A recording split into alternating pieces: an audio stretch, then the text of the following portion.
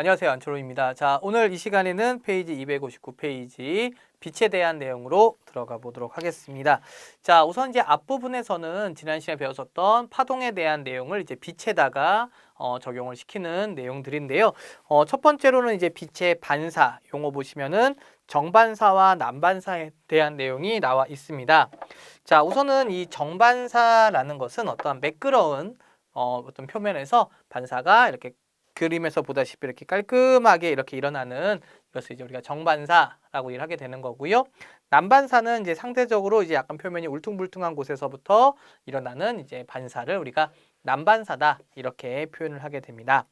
자, 그 밑에 보시면 거울에 의한 사항이 나와 있고요. 259페이지, 260페이지, 261페이지까지 해서 거울에 대한 또 렌즈에 의한 상이 나와 있는데요. 제일 대표적인 거 두 가지를 한번 보여드리도록 하겠습니다. 자, 먼저 거울에서는 제일 많이 나오는 것이 이제 오목 거울이니까요.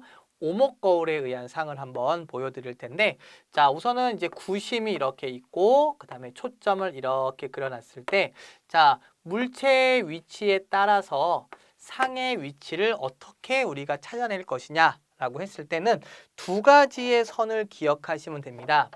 자, 여기를 이제 우리가 거울축이라고 얘기를 한다면 거울축에 나란하게 진행한 빛은 초점을 지나도록 그림을 하나 그려주시면 되고요. 그 다음에 또 하나는 바로 구심을 지나가도록 빛을 이렇게 진행을 시켜주시면 돼요. 그러면 여기 만나는 지점 보이시죠? 예, 여기에다가 상의 위치를 이렇게 잡아주시면 되겠습니다. 제일 대표적으로는 초점 안쪽에 위치하고 있을 때가 제일 대표적인 위치가 될 텐데요. 자, 거울축에 나란한 빛은 초점을 지나가게 하고 또 구심을 향해서 빛을 지나가게 하면 이쪽은 빛이 만날 수 없게 됩니다. 이렇게 벌어지게 되죠. 상대적으로 이쪽은 이렇게 모이는 형태의 모습이기 때문에 연장선을 그려보게 되면은 초점 안쪽에 위치하고 있을 때는 확대, 정립, 허상이 생기게 되는 이런 게 바로 대표적인 오목 거울에서의 상이다 라고 얘기할 수가 있겠습니다. 자, 볼록 렌즈를 한번 볼까요? 이번에는 렌즈요. 자, 볼록 렌즈도 마찬가지입니다. 여기다가 물체의 위치를 딱 하나 잡아놨을 때 또 이런 렌즈 축에 나란하게 진행하는 빛은 초점을 지나가도록 그림을 그려주시면 되고 그 다음에 렌즈 중심을 향해서 빛을 하나 이렇게 선을 그어주시면 만나는 지점에서 역시 상이 형성이 되는 이런 식으로 상의 위치를 잡아주시면 되겠습니다.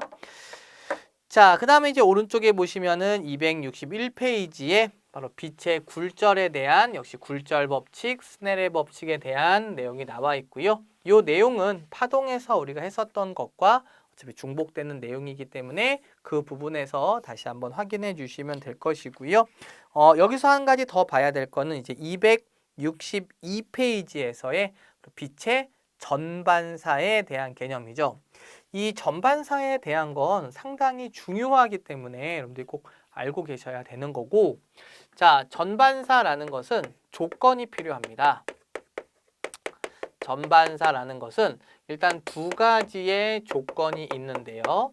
이 두 개의 조건을 동시에 만족하고 있어야지만이 전반사가 일어나고 둘 중에 하나라도 만족하지 못하면 전반사가 일어나지는 않습니다.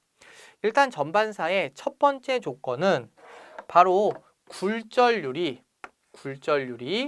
큰 매질에서 굴절률이 작은 매질 쪽으로 빛을 진행을 시켜줘야 되는 거고요.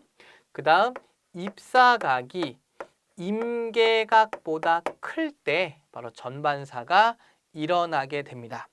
자, 예를 들어서 우리가 경계면을 긋고 법선을 그었을 때 자, 이게 1번 매질, 2번 매질 표시를 하겠습니다.